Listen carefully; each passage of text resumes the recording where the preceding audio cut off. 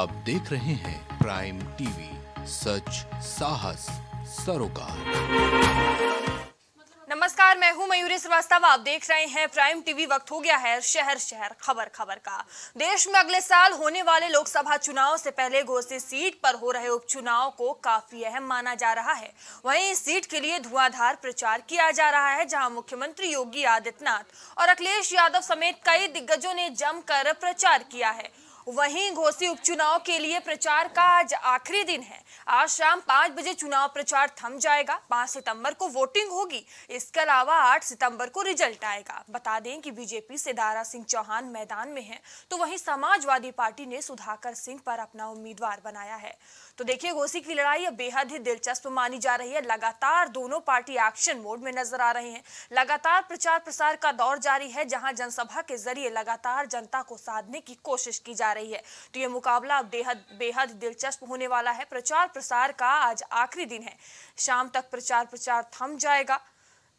तो वहीं आज तमाम बड़े दिग्गज मैदान में उतरे हुए नजर आएंगे और अपने अपने प्रत्याशी के हक में वोट मांगेंगे। तो बता दें कि घोसी सीट पर हो रहे उपचुनाव काफी अहम माने जा रहे हैं और इसको लेकर भारतीय जनता पार्टी और सपा में कांटे की टक्कर देखने को मिल रही है। और इस खबर पर हमारे सहयोगी विवेक हमसे जुड़ चुके हैं। विवेक, देखिए, घोसी की लड़ाई बेहद ही दिलचस्प होती जा रही है। Samajwadi party BJP action mode में नजर आ रही है। आज प्रचार प्रसार का आखिरी दिन है। आज कौन से बड़े बड़े दिग्गज प्रचार प्रसार करते नजर आएंगे? देखिए मयूरी, अगर बात की जाए घोसी विधानसभा के उपचुनाव की, तो आज आखिरी दिन है और शाम 5 बजे तक का टाइम है दोनों ही पार्टियों के कार्यकर्ताओं के पास अपने अपने प्रत्याशियों के प्रचार करने का। दोनों ही पार्टियां का पिछले कई दिनों से घोसी में डेरा डाल के बैठी हुई हैं और जिस तरीके से भारतीय जनता पार्टी ने विधायकों और मंत्रियों की झड़ी यहाँ पे लगा रखी है, तो ये इस बात को दर्शाता है कि भाजपा के लिए ये उपचुनाव जीतना कितना जरूरी है। कहीं न कहीं मान सम्मान और प्रतिष्ठा के भी बात दोनों ही पार्टियों से जुड़ी हुई है इस उपचुनाव के लिए, क्योंकि आने वाले समय में लोकसभा का चुनाव है। और बात की जाए तो मऊ जिले के आसपास, घोसी विधानसभा के आसपास की जो जिले हैं वो काफी महत्वपूर्ण है, पूर्वांचल का एरिया लगता है। जिस तरीके से पिछले विधानसभा चुनाव में समाजवादी पार्टी ने पूर्वांचल के इन जिलों में अच्छी खासी अपनी पैठ बनाई थी, तो कहीं न कहीं ये निर्णायक साबित होगा आने वाले लोकसभा चुनाव में भी आसपास के जो जिले लोकसभा क्षेत्र आते हैं। देखा जाए तो जिस तरीके से चुनाव प्रचार धुआंधार दोनों ही पार्टियां कर रही हैं, कल सूबे के मुख्यमंत्री, बात की जाए तो योगी आदित्यनाथ वहां मौजूद थे। काफी भीड़ वहां पे थी। योगी आदित्यनाथ के अलावा ओम प्रकाश राजभर, संजय निषाद, दारा सिंह चौहान, तमाम बीजेपी के बड़े नेता, पदाधिकारी और कार्यकर्ता कल जुटे थे। मुख्यमंत्री की रैली थी। मुख्यमंत्री ने समाजवादी पार्टी को आड़े हाथों लेते हुए जमकर निशाना साधा और दारा सिंह चौहान के पक्ष में वोट करने की अपील की। इसके पहले समाजवादी पार्टी के राष्ट्रीय अध्यक्ष अखिलेश यादव भी वहां का दौरा कर चुके हैं। दारा सिंह चौहान और डबल इंजन सरकार को घेर चुके हैं तमाम मुद्दों पर। महंगाई और बेरोजगारी के अलावा ऐसे कई मुद्दे हैं जो उन्होंने गिनाए, जिससे जनता पीड़ित और त्रस्त नजर आ रही है। ऐसे में अगर देखा जाए तो ये जो चुनाव है वो काफी दिलचस्प होते चला जा रहा है। अगर ग्राउंड की रिपोर्ट की बात करें तो जिस तरीके से चीजें वहां से निकल के सामने आ रही हैं, तो मऊ और घोसी की जो जनता है वो बीजेपी का विरोध नहीं कर रही है। बीजेपी का विरोध कम कर रही है, जबकि दारा सिंह चौहान का विरोध वहां पे ज्यादा है। तो ये चीजें दिक्कत में डाल सकती है भारतीय जनता पार्टी को। बाकी भारतीय जनता पार्टी ने जिस तरीके से जाति समीकरण को टैकल करने के लिए काम किया है, चाहे वो मुसलमानों के वोट के लिए पसमंदा कार्ड खेलना हो या फिर दलितों या ओबीसी के वोट के लिए किस प्रकार से वहां पे जिम्मा देना हो दलित नेताओं को, ओबीसी नेताओं को। बात की जाए तो कई मंत्री और विधायक वहां पे जन चौपाल लगा रहे थे, लोगों को लगातार उनकी समस्याएं सुन रहे थे और उन चौपाल के माध्यम से वोट की अपील कर रहे थे। बीजेपी ने साम दाम दंड भेद सबका इस्तेमाल यहाँ पे किया है ताकि चुनाव जीता जा सके, लेकिन समाजवादी पार्टी भी कहीं पीछे नहीं है। वो भी पीडीए का फार्मूला यहाँ पे फिट करती नजर आ रही है। तो विवेक, देखा जाए कि उपचुनाव को लेकर समाजवादी पार्टी निर्वाचन आयोग के पास पहुंची है। उन्होंने सत्ता पक्ष पर आरोप लगाया है शराब और पैसे बांटने का घोसी में।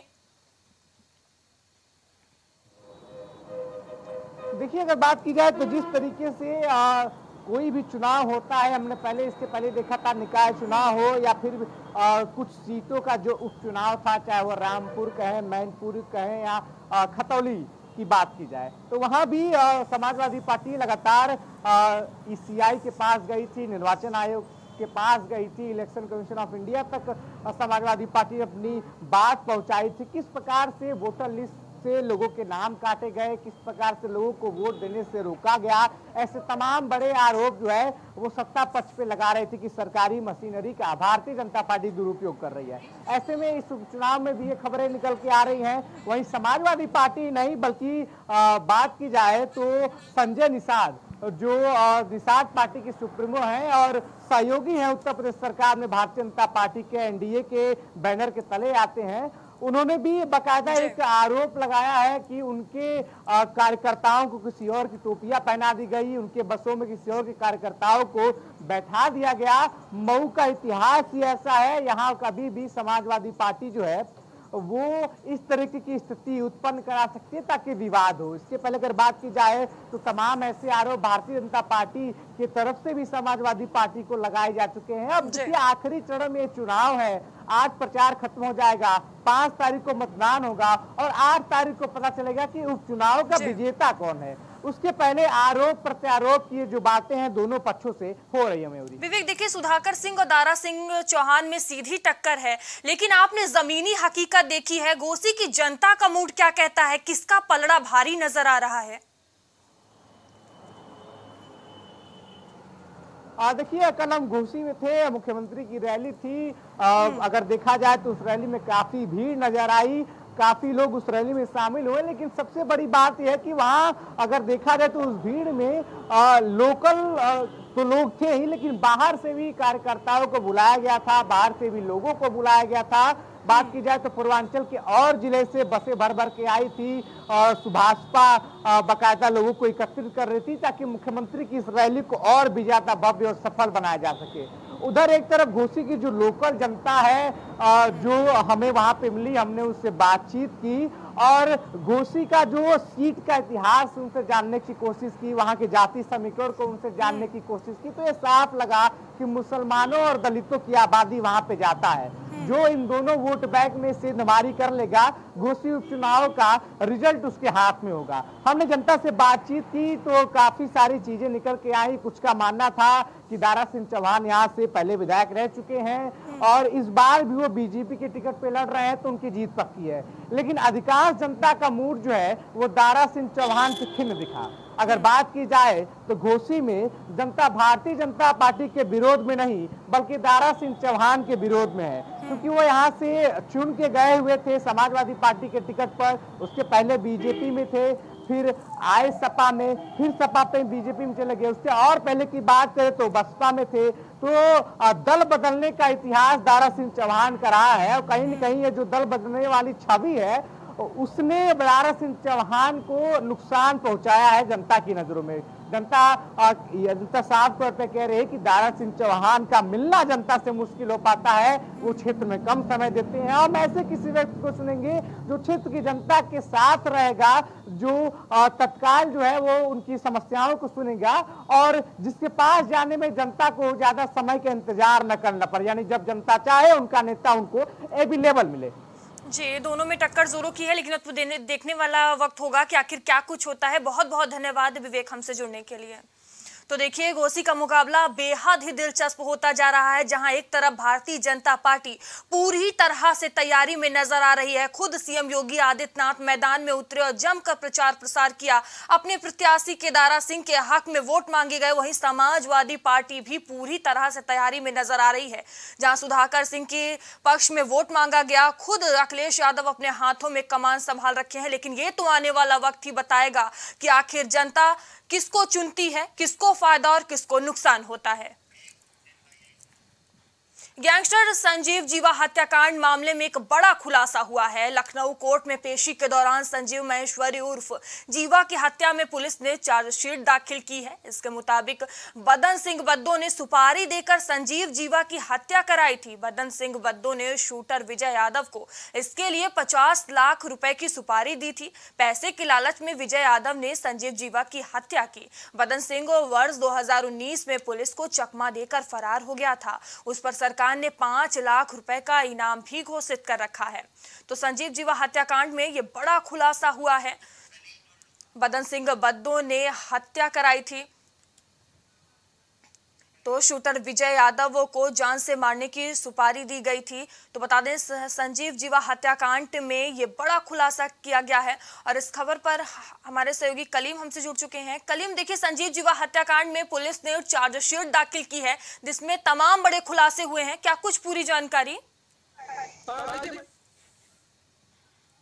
और कुछ जीवा की, क्योंकि जिस तरीके से 7 जून को कोर्ट ने उसकी हत्या की गई थी, उस दौरान जो पुलिस ने गिरफ्तारी की थी, उसके बाद जो इस मामले में जांच पड़ताल चल रही थी, एसआईटी की टीम गठित की गई थी। तो इस मामले में अब फिलहाल पुलिस ने तो 600 पन्नों की चार्जशीट दाखिल की है। तो उसमें बात की जाए बदन सिंह बद्दो की, और जो जिस तरीके से विजय की बात की जाए, और एक साजिशकर्ता की, यानी कि 3 लोगों के खिलाफ जो है चार्जशीट पूरी दाखिल की गई। और इसमें जो बदन सिंह बद्दो का जो नाम सामने आ रहा है, क्योंकि उससे जो है असलम ने नेपाल में मुलाकात कराई थी और उसको विजय को 50 लाख की सुपारी दी गई थी। जिसके बाद पूरी साजिश कैसे रचनी है, किस तरीके से खुद को सरेंडर करना है, कैसे गोलीकांड को अंजाम देना है, इन सभी चीजों की ट्रेनिंग दे करके बदन सिंह बद्दो ने उसको लखनऊ भेजा था। और लखनऊ में जिस तरीके से उसका एक सहयोगी था, वो लगातार उसको पूरी तरीके से मॉनिटर कर रहा था कि कैसे वहां तक कोर्ट के अंदर पहुंचना है, कैसे असलाह ले जाना है, कैसे इस हत्याकांड को अंजाम देना है। इन सभी मामलों की तफ्तीश की गई और उस मामलों में लगभग 600 पन्नों की जो चार्जशीट दाखिल की गई वो है। इसके साथ अगर बात की जाए जो बदन सिंह बद्दो की, तो उसके खिलाफ 120B की धारा भी बढ़ाई गई है, क्योंकि फिलहाल जो 5 लाख का इनामी है बदन सिंह बद्दो, क्योंकि पुलिस को चकमा देकर साल 2019 में जिस तरीके से वो फरार हो गया था, उसके बाद से लगातार उसकी तलाश भी चल रही थी। और बात की जाए जिस तरीके से जब संजीव जीवा महेश्वरी हत्याकांड को अंजाम दिया गया था, उसके बाद प्राइम टीवी ने पूरी तरीके से इस मामले की जो खबर उठाई थी और जो तथ्य उठाए थे कि जिस तरीके से पश्चिमी उत्तर प्रदेश में संजीव महेश्वरी और जो बद्दो है, इन दोनों की पुरानी रंजिश चल रही थी। सभी मामलों को लेकर के संजीव महेश्वरी ने अपनी हत्या की जो एक बात कही थी कि उसकी हत्या कोर्ट में हो सकती है, उसकी सुरक्षा बढ़ाई जाए या फिर वीडियो कॉन्फ्रेंसिंग के जरिए उस फिलहाल इन सभी चीजों में लापरवाही बरती गई थी, जिसके बाद इस हत्याकांड को अंजाम दिया गया था। और आखिरकार जिस तरीके से मामले में पूरी तरीके से तफ्तीश करते हुए पूरी घटनाक्रम दिखाया था कि किस तरीके से नेपाल का जो कनेक्शन पूरा सामने आ रहा था, बदन सिंह बद्दो का कनेक्शन सामने आ रहा था, उन सभी मामलों पर जो मोहर भी लगी है, क्योंकि पुलिस ने अपनी चार्जशीट में उसका ही नाम इसमें जो है दर्शाया है। क्योंकि अब बदन सिंह बद्दो की जो बात की जाए, उसका जो नाम इसमें दर्शा दिया गया है। इन सभी मामलों में अब देखिए, हत्याकांड में बदन सिंह बद्दो का नाम सामने आया है, तो ये कहाँ है? क्या इसकी कोई जानकारी है पुलिस को? देखिए, महेश्वरी हत्याकांड में जिस तरीके से बात की जाए बदन सिंह बद्दो की, तो इस मामले को लेकर के लगातार साल 2019 से बदन सिंह बद्दो फरार चल रहा है। क्योंकि जिस तरीके से उसका जो इनपुट मिला था नेपाल में, जिस तरीके से ये विजय उससे मिला था, वहां पे जो सुपारी ली गई थी, तो उसके बाद से अब जो पुलिस टीम है वो बदन सिंह बद्दो की तलाश में और तेज हो गई है, क्योंकि ये एक बड़ा हत्याकांड था। इस हत्याकांड को लेकर के जिस तरीके से बात की जाए, पुलिसकर्मी भी घायल हुए थे। इन सभी मामलों को लेकर अब बदन सिंह बद्दो के ऊपर जो कार्रवाई की बात की जाए, तो ये जरूर कहा जा रहा था कि बदन सिंह बद्दो को भी जल्द गिरफ्तार किया जाएगा। लेकिन साल 2019 से वो लगातार पुलिस को चकमा देकर फरार चल रहा है। क्योंकि अगर बात की जाए संजीव महेश्वरी हत्याकांड में जो एसआईटी की टीम गठन की गई थी, वो एसआईटी की टीम जांच कर रही थी, वो जांच अभी पूरी नहीं हो पाई है। क्योंकि इस मामले की बात की जाए, जो एसआईटी में जेसीपी क्राइम और नीलाब्जा चौधरी को वो बनाया गया था, वो उनका ट्रांसफर हो चुका है लखनऊ से। उसके बाद अभी इस मामले में जो और कड़ियां जुड़नी थी, वो अभी कहीं ना कहीं अधूरी हैं। और जो बात की जाए अयोध्या एडीजी की, वो भी इस मामले में किसी तरह की कोई तफ्तीश तेजी से नहीं ला पाए, जिसके कारण ये अभी जांच पूरी नहीं हो पाई। क्योंकि 1 माह का समय दिया गया था इस जांच को पूरा करने के लिए। क्योंकि 7 जून की घटना है, आज सितंबर का महीना आ गया है। क्योंकि आप खुद अंदाजा लगा सकते हैं कि एसआईटी की टीम कि इसमें कितनी बड़ी लापरवाही अभी सामने आ रही, जो कि पूरी तफ्तीश और जो पूरे तथ्य थे वो सामने नहीं आ पाए। आखिर एसआईटी की टीम इस मामले में जो अपनी तफ्तीश करते हुए वो जो अपना चार्जशीट तैयार करेगी, वो किन आधारों पर होगी। क्योंकि फिलहाल वजीरगंज पुलिस ने इस मामले में जो तफ्तीश की है, तफ्तीश के बाद जो 600 पन्नों की चार्जशीट तैयार की, उसमें बदन सिंह बद्दो और जो असलम की बात की जाए और एक लखनऊ का जो साजिश करता है, जिसने पूरी घटना को की जो रेकी की थी, उसका नाम बढ़ा करके 120 में क्या कुछ अब इस मामले में कार्रवाई की जाएगी कलीम? देखिए, जाहिर सी बात है मयूरी जी की जिस तरीके से ये हत्याकांड था, हत्याकांड में अब जो चार्जशीट दाखिल हुई है, चार्जशीट के बाद जाहिर सी बात है बदन सिंह बद्दो की तलाश में पुलिस टीम लगेगी और जो असलम है, असलम भी अभी पुलिस की गिरफ्त में नहीं आया है, तो कहीं ना कहीं एक दबिश तेज होगी और जो छापेमारी है उस छापेमारी में कहीं ना कहीं इन दोनों की जो गिरफ्तारी के प्रयास है या फिर जो लखनऊ का एक साजिश करता है वो कौन है उसकी भी तलाश तेज करते हुए जो टीमें गठन की जाएगी। और जाहिर सी बात है अब इस मामले में जो गिरफ्तारियां हैं वो गिरफ्तारियां अहम मानी जा रही हैं। उस गिरफ्तारियां होंगी तो इस मामले में कहीं ना कहीं और भी कड़ियां खुलेंगी। जी धन्यवाद कलीम, हमसे जुड़ने के लिए तमाम जानकारियों के लिए। तो शूटर विजय यादव को सुपारी दी गई थी, जिसके बाद लखनऊ में बड़ी हत्याकांड को अंजाम दिया गया था। संजीवा हत्याकांड मामले में अब बड़ा खुलासा हो गया है, जहां पुलिस ने चार्जशीट दाखिल की है जिसमें तमाम चीजें सामने आई हैं। फिलहाल शहर शहर खबर में इतना ही। आगे आपसे फिर होगी मुलाकात, तब तक के लिए बने रहिए प्राइम टीवी के साथ। नमस्कार। कुछ भाव पुष्प आप देख रहे हैं